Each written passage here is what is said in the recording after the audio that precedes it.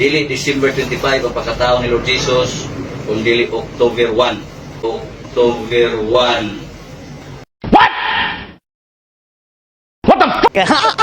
No? Kaya ang December 25, mao kini ang paghatag publikado. May kaso sila. So may i-file niyo na kaso sa ila. Trespassing. Sa sistralan. Pati ang police intervention, illegal intervention.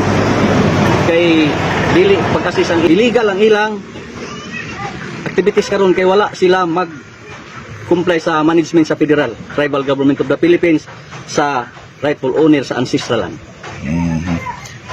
Kuan na lang sir, mensahe na lang sa tanan mga Surigao nun kay para may bayusan sila. Opo. Ano? So ang akong mensahe sa tanan mga Surigao, sa dinis sa Surigao, ug ang tudna sa tibok Pilipinas, ug dili lang tibok Pilipinas, tibuok kalibutan, na sundo nato ang Dios nun nga pamalaod diin mao ang Republic Act 371 April of 1997, Divine Customary Law.